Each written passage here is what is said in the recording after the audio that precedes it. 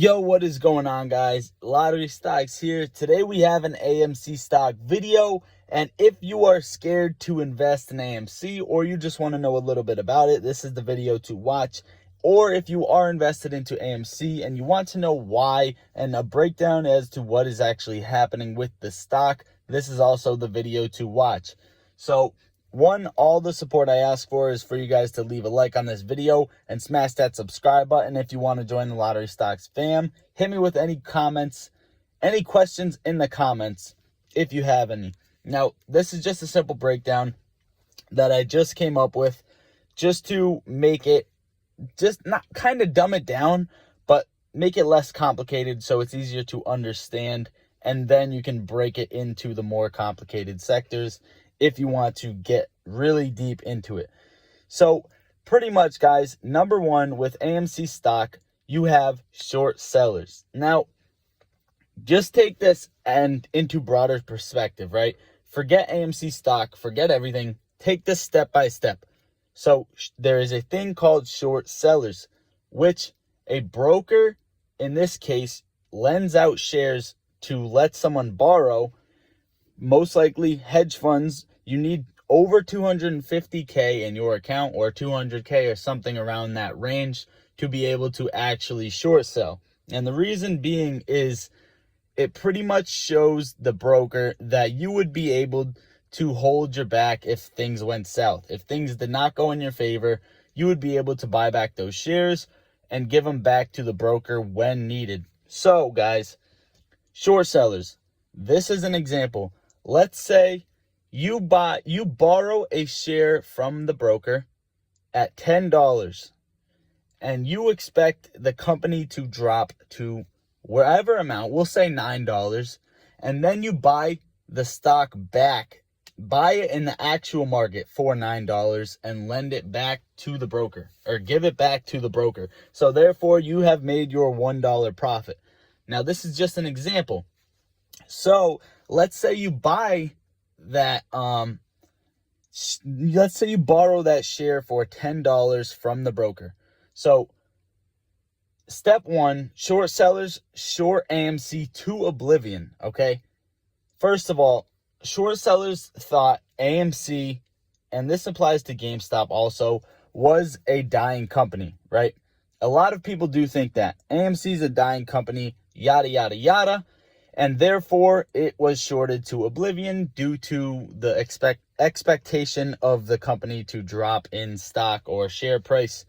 That is why it was heavily shorted. And when I say heavily shorted, this was actually massively, insanely shorted. And that is why the stock is picked out alone to be what we want as a short squeeze. And same with GameStop, etc. So, guys, short sellers shorted AMC to oblivion. So now the shorts are very high. Let's say, for an example, no one knows the exact price it was shorted at, but we do have a floor level. After this, retail traders bought up the stock so much that we're going to make an example. Short sellers shorted it at $10 and retail traders bought so much that the stock is now at $20. Now, each share that was shorted is in debt $10, if that makes sense, guys. A short seller expected the stock to drop so they could make profits. Instead, retail traders made the stock go up, and now they are in negative, in debt, and they did not buy back their shorts, and retail traders are holding. And the only problem with this is that, one, okay, short sellers are in debt, and two, retail traders are holding. So short sellers versus retail traders. Now, we are going to break this down right now.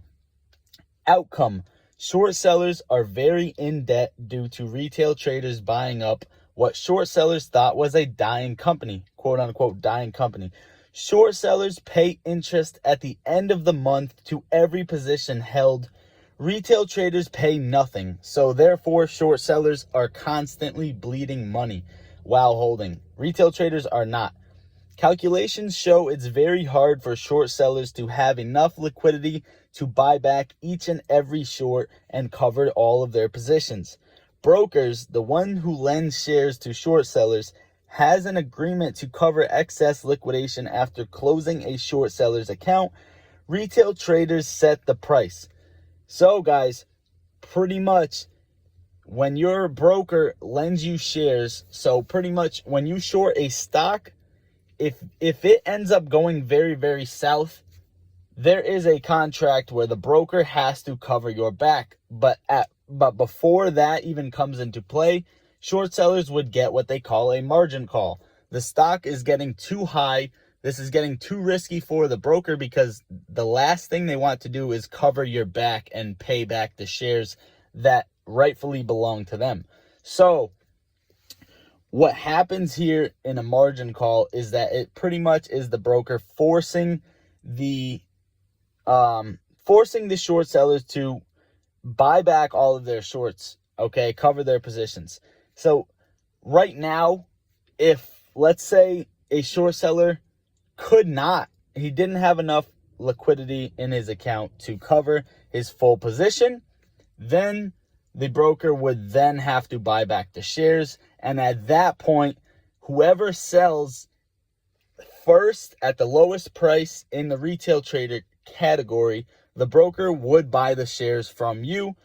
And if everybody held to a whatever price you want to set, it's pretty much, we have millions of people.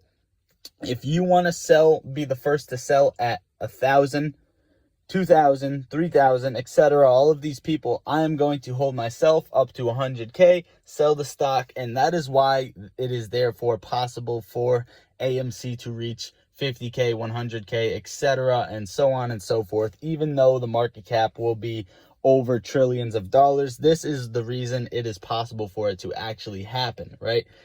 No matter what does happen, if you are holding AMC stock, you will get your stake unless millions and millions of apes, quote unquote apes, give up on the stock. And I don't think that is going to happen. There is very low probability for that to happen. And that is therefore the reason you should invest in AMC stock. This is not financial advice. This is all opinionated. Take what you want from this video. I love you all. Lottery Stocks out. How we gon' get to this bag when we focus on gunplay, but trapping is all that we got. All of us gon' make it one day like church.